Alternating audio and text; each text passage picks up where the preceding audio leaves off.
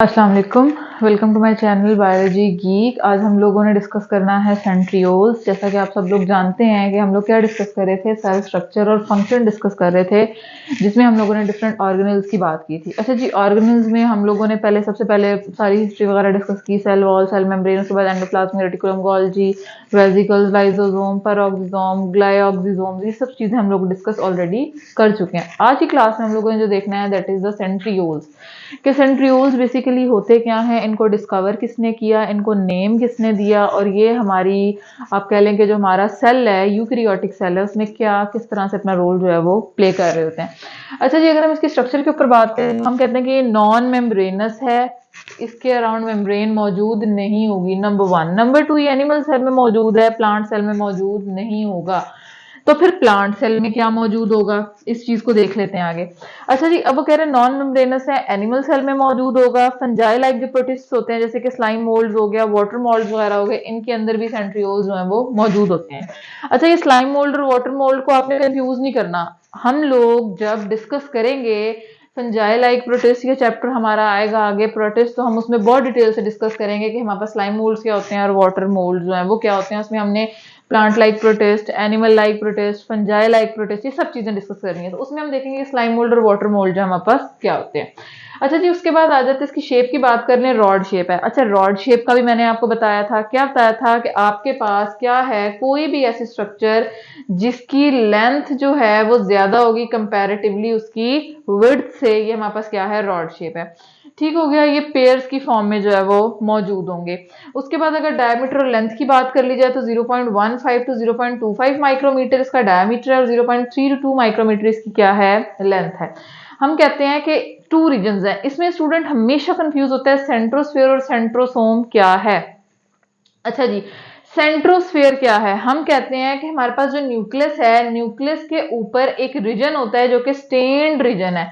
इस stand reason को हम क्या कह रहे होते हैं, सेंट्रोस्फेयर। वो जो स्टेन्ड एरिया है न्यूक्लियस के पास या एक side of the pole of the cell में, उसको हम सेंट्रोस्फेयर कहेंगे। और उस स्टेनिंग रीजन के साथ जो हमारे पास सेंट्रियोल्स मौजूद होंगे, उसी स्टेनिंग रीजन में सेंट्रियोल्स, ये देखो मैंने यहाँ ड्रॉ किए हुए हैं, ये जो सेंट्रियोल्स मौजूद होंगे, इस सारे स्ट्रक्चर को अलोंग विद द सेंट्रोस्फेयर हम क्या कहेंगे, this is the centrosome. Centrosome मतलब सेंट्रो मीन सेंट्रियोल, सोमा मीन आप कह लो, सोम मीन कह लो कि बॉडी, यानी कि वो स्ट्रक्चर, वो एरिया जहां पे सेंट्रियोल जो है वो मौजूद है। उसके बाद वो कहते हैं कि 9 ट्रिपलेट्स की फॉर्म में माइक्रोट्यूब्यूल्स मौजूद होंगी। यानी कि हमारे पास देखिए, मैंने स्ट्रक्चर ड्रॉ की हुई है।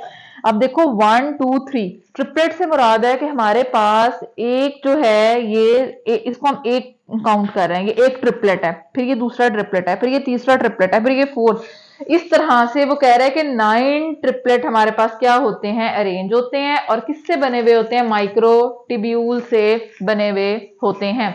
और माइक्रोट्यूब्यूल क्या है, ये भी हम नेक्स्ट जो हमारी क्लास होगी साइटोस्केलेटन की, तो उसमें बहुत डिटेल से डिस्कस करेंगे। इधर अभी बस आप इतना रख लें याद कि माइक्रोट्यूब्यूल जो है साइटोस्केलेटन की टाइप है, और किससे बना हुआ है, ट्यूबुलिन प्रोटीन से ये माइक्रोट्यूब्यूल जो है वो बने हुए होते हैं। और नाम से भी आपको पता चल रहा है कि कुछ ट्यूब लाइक इसकी जो है वो स्ट्रक्चर होगी, और हमने ये स्टार्ट में भी कह दिया कि ये रॉड शेप है और वो सारा।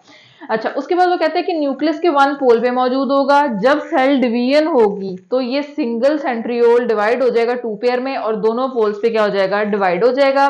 फिर वो कहते हैं कि ये मोर मूव ऑपोजिट, और फिर वो कहते हैं कि ये क्या बना रहा है, स्पिंडल फाइबर बना रहा है, और स्पिंडल फाइबर या फिर माइटोटिक एपरेटस। अच्छा, स्पिंडल फाइबर का हम सब लोगों को पता है कि स्पिंडल फाइबर क्या कर रहे होते हैं, during the cell division chromosome को क्या कर रहे होते हैं, टाइटली होल्ड करते हैं, और उसके बाद उनको सेपरेट कर रहे होते हैं टू द डॉटर सेल। अब माइटोटिक एपरेटस क्या, माइटोटिक एपरेटस में वो कहते हैं कि डिफरेंट और पार्ट्स होते हैं, जैसे कि हमारे पास स्पिंडल फाइबर हो जाएगा, काइनेटोफोर हो जाएगा, हमारे पास एस्ट्रल माइक्रोट्यूब्यूल्स हो जाएंगी। ये हमारे क्रोमोसोम्स के ऊपर डिफरेंट एरियाज होते हैं, डिफरेंट रीजन होते हैं, जिसमें ये सब ट्यूब्यूल जो है अपना स्पेसिफिक रोल जो है वो क्या कर रहे होते हैं, परफॉर्म कर रहे होते हैं। और जबकि माइक्रोट्यूब्यूल से बने हुए हैं तो डेफिनेटली इनकी प्रोटीन क्या होगी, ट्यूबुलिन ही होगी, और इनकी स्ट्रक्चर भी सेम इसी तरह की होगी।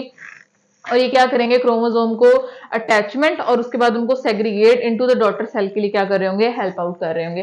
फंक्शंस की बात कर लें, हमारे पास जो बेसल बॉडीज हैं या फिर काइनेटोसोम्स जो हैं, हम वो उसमें उसको जो है उसमें उसको बनाने में ये हेल्पफुल होते हैं, या उस एरिया में मौजूद होते हैं। जैसे मैंने यहाँ पे एक सेल ड्रॉ किया, आप यही समझ लो कि मैंने आप कह लें कि बैक्टीरिया का सेल ड्रॉ कर सॉरी एनिमल सेल ड्रॉ किया है, और एनिमल सेल में भी हमने देखा कि हमारे पास फ्लैजेला और सीलिया जो है वो मौजूद होती है।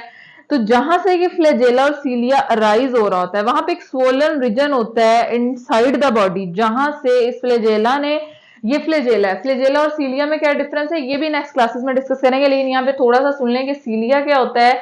सीलिया ये स्ट्रक्चर है, यानी कि ये भी थिन थ्रेड लाइक स्ट्रक्चर होगी, लेकिन इसका साइज क्या होगा, स्मॉलर होगा, जबकि फ्लैजेला क्या होगा, ये कंपैरेटिवली सीलिया से क्या होगा, थिकर होगा, लॉन्ग होगा।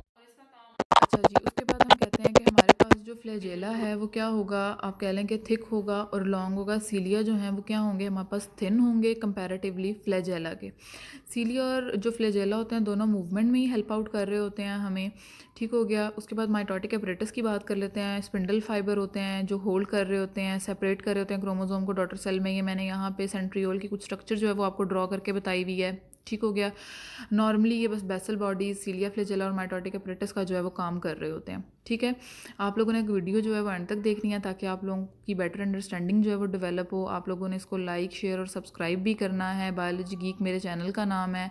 कोशिश करें वीडियो को कंप्लीट देखें ताकि आप लोगों को जो है वो ईजिली समझ भी आए और आपकी बेटर अंडरस्टैंडिंग जो है वो डेवलप भी होती रहे। बाकी यही है कि जो हम प्लांट सेल की बात कर रहे थे और जो हमारा रह गया था, प्लांट सेल में सेंट्रियोल जो है वो कौन बना रहे होते हैं। तो मैंने आपको गोल्जी कॉम्प्लेक्स जब पढ़ाया था तो उसमें मैंने आपको बताया था कि जो गोल्जी बॉडीज़ होती हैं प्लांट सेल में, वो हमारे पास क्या बना रहे होते हैं, सेंट्रियोल्स बना रहे होते हैं, यानी कि सेंट्रियोल का रोल प्ले कर रहे होते हैं। यानी कि उन्होंने क्या करना होता है, क्रोमोसोम को होल्ड करना और फिर उनको सेपरेट आउट करना होता है, किस में, ड्यूरिंग द सेल डिवीजन, ताकि टू डॉटर सेल्स के अंदर हमारे क्रोमोसोम्स जो हैं वो क्या हो जाएंगे, डिवाइड हो जाएंगे। और ये था ऑल अबाउट द सेंट्रियोल के प्लांट और एनिमल में क्या इनका डिफरेंस होता है और बाकी सेल्स में।